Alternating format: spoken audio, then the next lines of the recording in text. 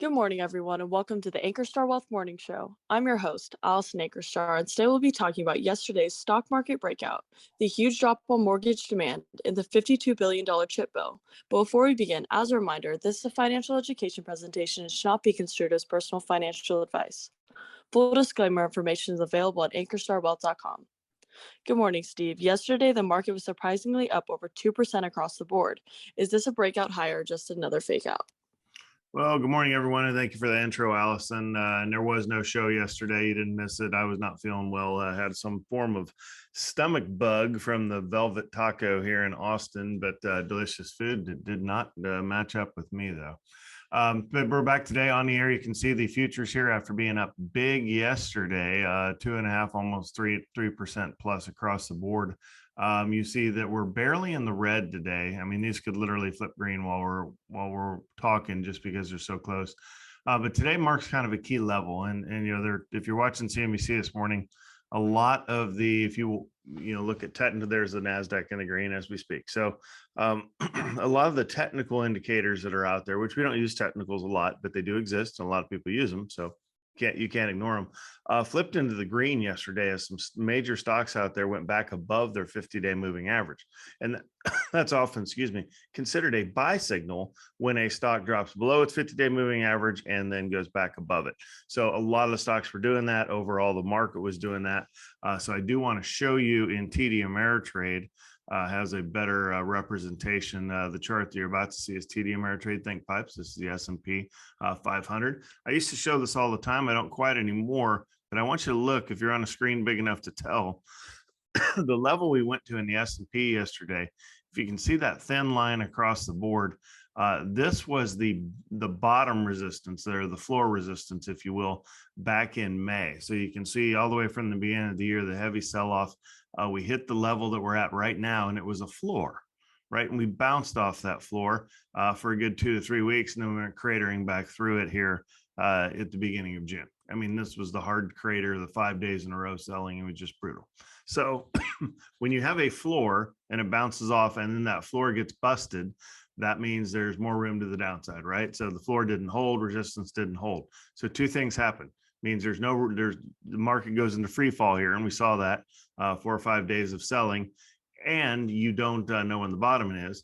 But the old floor now serves as a new ceiling, if you will. So to follow that out here on the chart, now that this busted as the floor, it becomes a ceiling.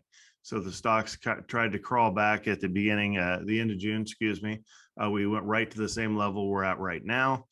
Tried to get through the ceiling going higher, couldn't. Tried again a few weeks later on July 7th, again, hit that ceiling that we're at right now, couldn't. And now here we are back July 19th, yesterday. Of course, we hit that ceiling again.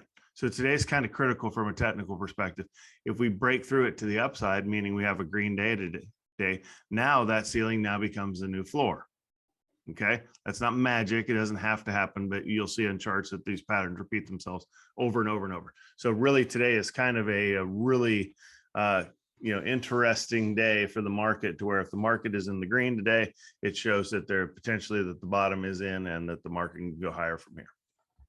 Next, mortgage demand has fallen to a 2020 year low. What does this mean for the housing market? Yeah, so the mortgage demand, you can see the article here on CNBC. So 22-year low for two reasons, right? Inflation, meaning people don't just inflation anyway, even if interest rates hadn't moved. Inflation means that there's a lot less money going around because things are more expensive to be able to buy a home with. And then secondly, interest rates have almost doubled, right? So we're looking at the 30-year, 6 months ago was down at 3% or even slightly below. Now it's pushing 6%.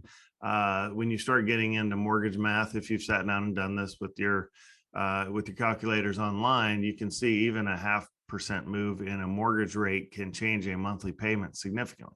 So you talk doubling the interest rate, and that's not something that a lot of people can really handle. So there's a lot of pressure here against buyers. So it's one of those, when you look at the whole housing market, the housing market screamed higher and everybody was like, ooh, I should move into real estate investing. Well, actually, no. When things scream higher, that's when you should actually look to cash out. And I help some folks with that, kind of cash out of their big home high and downsize, right? And especially if you're at the age and family situation to do so, and you want to do so, it was the time to sell. Now, I would say if you're buying a house now, I would wait. If you can wait at all 3 months, I think prices are going to come down. They aren't going to go back to where they were. They aren't going to crash. It's not going to be the end of the world. But I'm saying that you're still paying a premium. You're using yesterday's rules of, there's cash buyers coming in and swooping in and buying up all the houses. Well, those people, there's not an unlimited supply of those people, right? There's only so many that can do that. And most of them have, not most, but I mean, a lot of them have. And, if you just wait, I think the market's going to come to you. If you can wait a year, I still think with interest rates, again, being the second thing that's causing us here, is that we will overshoot interest rates to the upside as we try to kill off inflation. And I think we will succeed. However, that will lead to us turnaround and dropping interest rates in 2023. We'll see. That has been the pattern. So, and I think we'll continue to do that again. But certainly, if you don't need to, don't need to buy a house right now, I would certainly wait on from a personal finance perspective. As you know, we do have one short in the book right now, and it's in this space, right? So, I believe it's strong enough to put capital work, behind what I'm saying here. But I do think that if the mortgage demand is probably going to continue to drop until we get through the inflation and through the interest rate hikes, if you will. Last, the Senate passed a $52 billion bill to boost U.S. semiconductor production. What does this mean for U.S. chip makers like Intel and NVIDIA? Well, this is a lot of money, and they haven't quite passed it yet, but they did advance it further along, so it's going to get voted on and probably passed later this week. They do have the support for it.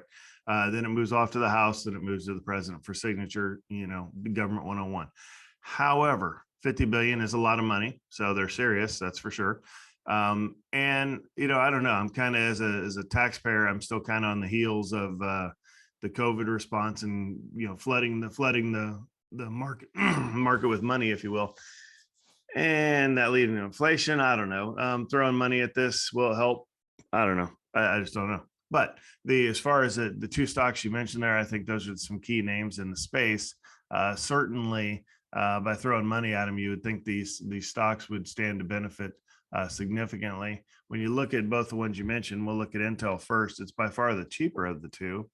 And I like NVIDIA better, even though it's more expensive. But you could make a clear argument when you look at, say, a 6-month chart. The charts look very similar.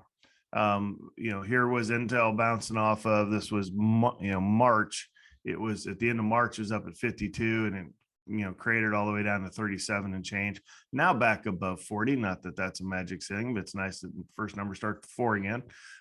But when you look at the dividend, 3.6%, PE ratio 6, whoa, this stock is epically cheap. I kind of tend to throw, and this may be unfair, but I personally throw Intel under old tech, like with IBM. Like the ship has kind of sailed, like their glory days are behind them, where I think NVIDIA, when you pull that chart, is very much a different story. And I will tell you the valuation agrees with me, is that it's up at if you look at the chart's the same, but it's at a 45 PE, if you will. So, pays just a fractional dividend, just a couple of pennies, nothing to, no game changer there. But it's been hit hard too, 6-month chart. Down here was up at above 275, just dropped to 150, now at 170. I think it's a better buy of the two, even though it's more expensive in relation. So as far as, does an investor go in now because the bill is going to pass? Well, there's risk with that, right? You're repositioning your bet, if you will, that it does get passed, because if it doesn't get passed, then, yesterday's gains of 5 and 4, I think, percent respectively, may fade right back. But certainly if we boost the pump here and inject funds into the space, you can see these stocks, I would imagine they would hold their certain levels. So you're going to see upside. I don't know if they scream back to new highs anytime soon. But if this is, from an investment versus a trade, I think this is more of a tradable situation than a long-term investment, in my opinion. Thank you everyone for your questions. Please submit your questions as a comment through social media or directly to our email at vipservices@ankerstarwealth.com. And don't forget to like and subscribe to get daily updates. That's all we have for today's show. I'm Allison Ankerstar, and we'll see you back here tomorrow.